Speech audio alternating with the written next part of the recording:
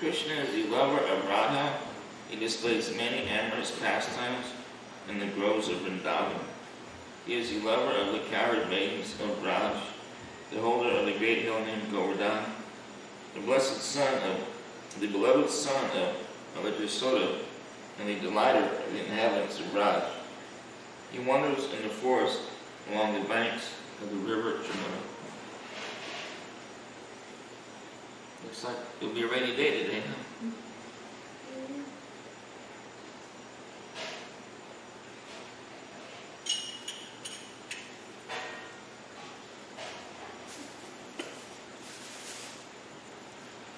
Om Namo Bhagavate Vasudevaya. Om Namo Bhagavate Vasudevaya. Om Namo Bhagavate Vasudevaya.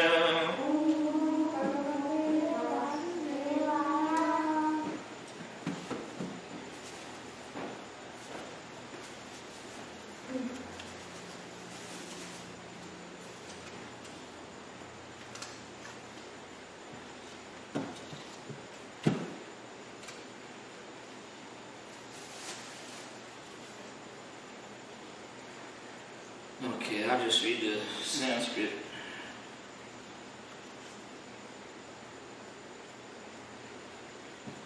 There's no need to repeat. Nasha karmani janmado parashanu vidhiyate kartritva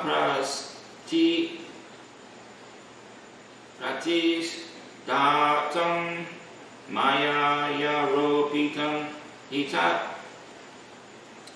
Translation. There is no direct engineering by the Lord for the creation and destruction of the material world. What is described in the Vedas about his direct interference is simply to counteract the idea that material nature is the creator. You can repeat that if you want to. There is no direct engineering by the Lord for the creation and destruction of the material world. What is described in the Vedas about his direct interference is simply to counteract the idea that material nature is the creator. Purport by His Divine Grace A.C. Bhaktivedanta Swami. Srila Prabhupada Ki Jai. I know he covered that first paragraph, but I'll just read through it to remind us. The Vedic direction for the creation, maintenance, and destruction of the material world is this. Yatova imani bhutani jayante yena jatani jivanti Yat prayam yabi samvishanti. Everything is created by Brahman. After creation, everything is maintained by Brahman, and after annihilation, everything is conserved in Brahman. Gross materialists without any knowledge of Brahman or Mama or Bhagavan conclude material nature to be the ultimate cause of the material manifestation. And the modern sciences also shares this view that the material nature is the ultimate cause of all the manifestations of the material world. This view is refuted by all Vedic literature.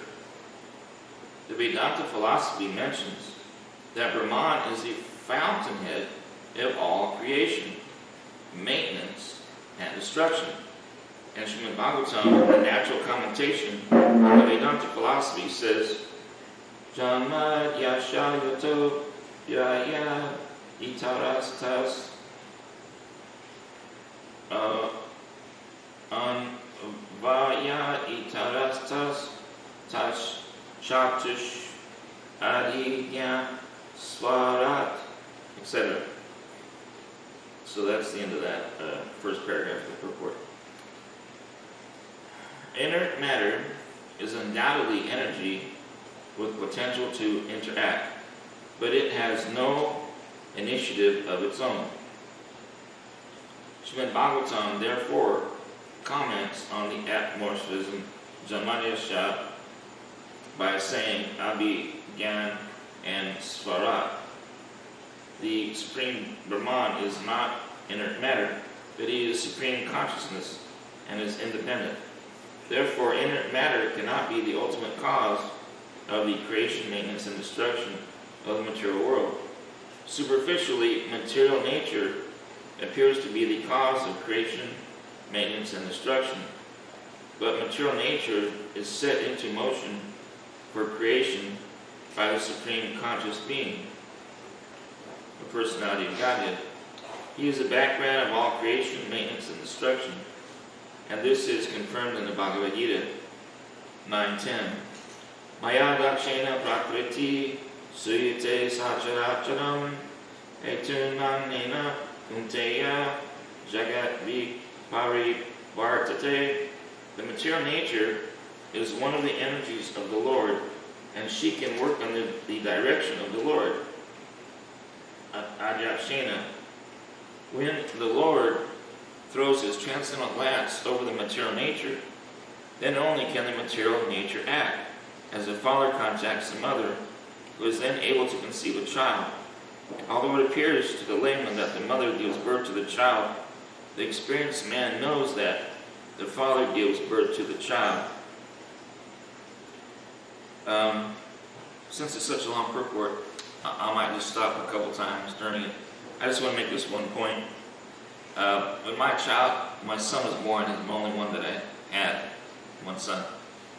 Well, it was one of those, I don't know what you call them, but kind of a lower class, big hospital. Jefferson Davis Memorial Hospital or something. But it was kind of like for lower income type people. And, but when I was there, it's the first time I'd gone through all that birthing process. And for a little while, my wife was in this room that had about 7 other ladies in there. And they were high risk, pregnancies, And one lady, I think she said she'd been in there since like 7 or 8 months. And it was an eye-opener for me, So that's why I kind of wanted to make this statement that sometimes I feel badly for, because, like right here, it makes it look like the mother doesn't, Prabhupada, of course he's explaining things, and he has compassion for everyone, but it just might look, by somebody hearing this, it might sound like, well, the mother, she suffers so much, she goes through so much, she sacrifices so much to have the child, So, doesn't she deserve recognition? Of course, I just want to bring that out. The material nature therefore produces the moving and standing manifestations of the material world after being contacted by the Supreme Father, not independently. Considering material nature to be the cause of creation, maintenance, etc., is called the logic of nipples on the neck of a goat. The Chaitanya Charitamrita of Srila Krishnadas Kaviraj Goswami explains this logic of Aja Gala Stana Nayaya as follows, as explained by His Divine Grace Sri Srimad Bhaktivedanta Saraswati Goswami Maharaj. Quote, the material nature as the material cause is known as Dham, and as efficient cause is known as Maya. But since it is inert matter, it is not the remote cause of creation. Kaviraj Goswami states as follows, Ataiva Krishna Mula Jagat Karana Prakriti Karana Yache Aja Galastana Chaitanya Adi Leela Chaitanya Charitamrita Adi Leela 561. Because Karanar Navashayi Vishnu is a plenary expansion of Krishna, it is he who electrifies the matter to put it in motion. The example of electrification is quite appropriate. A piece of iron is certainly not fire, but when the iron is made red hot, certainly it has the quality of fire through its burning capacity.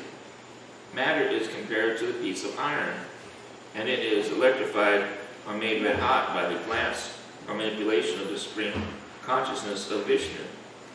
Only by such electrification is the energy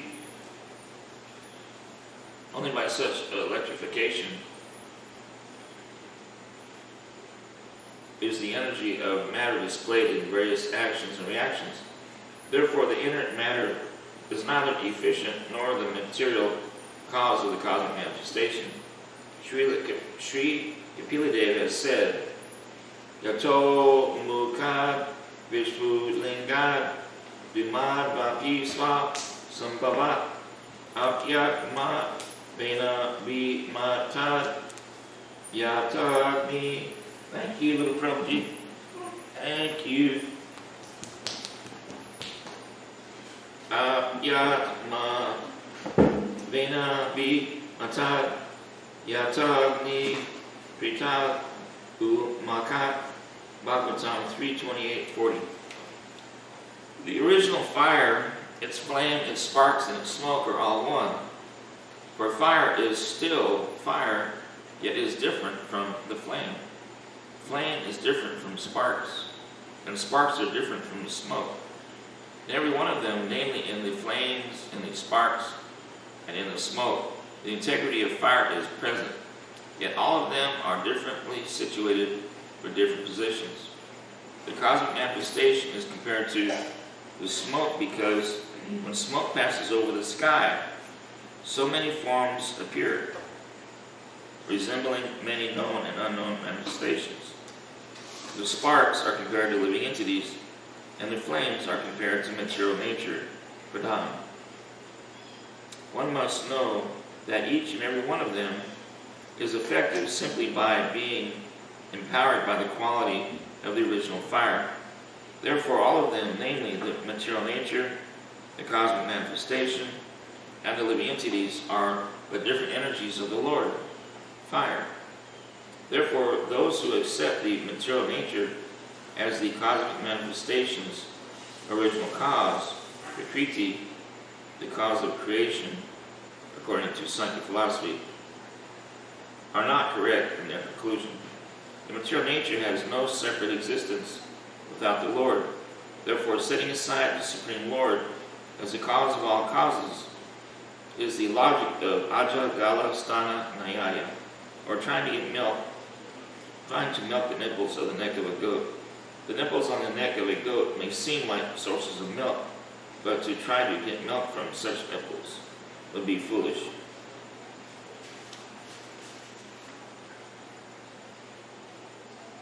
Translation: there is no direct engineering by the Lord for the creation, destruction of the material world. What is described in the Vedas about his direct interference is simply to counteract the idea that material nature is the creator.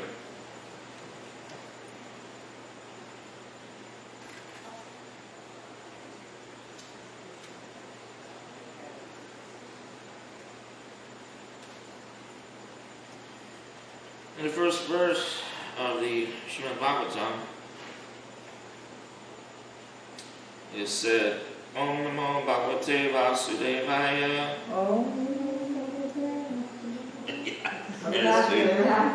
Oh, that's just wonderful, isn't it? Oh, okay, sorry. No. Well, I'm sorry, it's right here. Okay. It's the verse 11. Sorry. It's just so used to that. Yeah, it's so wonderful. Feel free, Thank you. That would be a beautiful song that any singer could take the melody, there's so much in the future, that's going to happen. You just know it is. And this COVID thing's probably kind of good. It's turning people inward. And I just hope that they can avoid all the cheating gurus out there and get real knowledge, There's a lot of cheating gurus out there. And I've noticed what they do is they, Best of the cheapest guru is the Sadguru. he's the cheapest? Sadguru. Yeah. Is he cheapest? Oh, he said he's cheap, as I said? Yeah. Well, that's what I'm thinking about. Well, I noticed what they do. My friend, my Indian friend in Alabama, he sends me little tidbits because I don't really get on the internet much. And he sent me 2 first ones that were funny, but he used kind of nasty words. But he made the audience laugh. And the logo was youth, truth. He's trying to connect. You know, he's after the youth, and he's saying, "Now, you listen to me, you're gonna get the truth." You know, and so he cracks some funny jokes, and he has a very, very intoxicating voice. You know what I mean? Lures you into the trap, and then they don't know any better. But yeah, it's nice to turn to somebody who can make you laugh, and you feel like, well, it sounds kind of like knowledge. And he is making some interesting, valid points. Well, he did that twice, just a little tidbit, 2 or 3 minutes, because I don't know much about him. But then there was an 8-minute one he sent me, the last one, and then I can see the true destructive power of this person 25 or 30 times where it should have been. Oh, it's just terrible to say it in front of the deities, but therefore I won't. But he's diminishing Lord Ram, and it's very terrible. And yet he's pretending like he's not. And this is how they always do it. This is the way he did it. He said, "Now I don't want to offend the bhaktas out there." But then he goes ahead and offends them right after that. And offends the Lord. Right after he says that. That's how they do that, you know. But they're very good. Flowery words of the Vedas, you can take those and you can spout them, you know. You can go like, wow, that's beautiful, wow. You know. Is it Indian gentleman? Is he Indian? Yeah, older Indian gentleman with a big beard. If you got a big beard, you must be spiritual. All right, Indians are the ones who will do it so expertly. He's very learned though, that guy. Yeah, I don't doubt it. Yeah. He knows his English language really good. Yeah. Oh, his voice is very intoxicating. I have to admit, it's nice kind of listening to the voice. But what he's saying is downright offensive. And so I was reading it because it's all printed out. And every time it should have been a capital H with the Lord, you know, P, you know, and his, like that. There was always a little H. Everything was all little H's, you know. I remember last year at the cafe, a lady was kind of interested. She said she had been watching some of his stuff. Yeah. And we gave her a Bhagavad Gita and gave her some more information. So Yeah. she was interested in the Indian culture. I was like, here, read this. Just read this, please.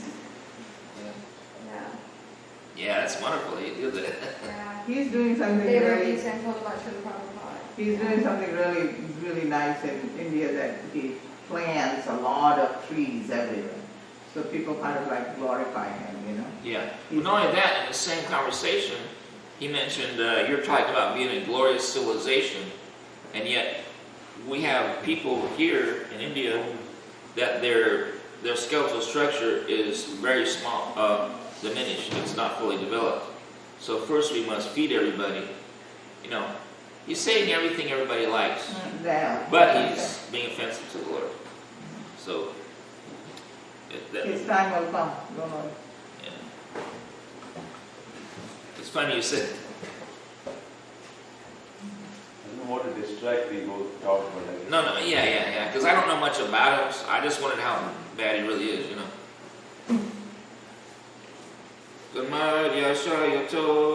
Okay, so that's the first verse. Oh my Lord, Sri Krishna, son of Vasudeva, O all-pervading personality of Godhead, I offer my respectful obeisances unto you. I meditate upon Lord Sri Krishna because he is the absolute truth and the primeval cause of all causes, the primeval cause of all causes of the creation, sustenance, and destruction of the manifested universes. He is directly and indirectly conscious of all manifestations. See there? He is directly and indirectly conscious of all manifestations. And he is independent because there is no other cause beyond him. It is he only who first imparted the Vedic knowledge unto the heart of Brahmaji, the original living being. By him, even the great sages and demigods are placed into illusion.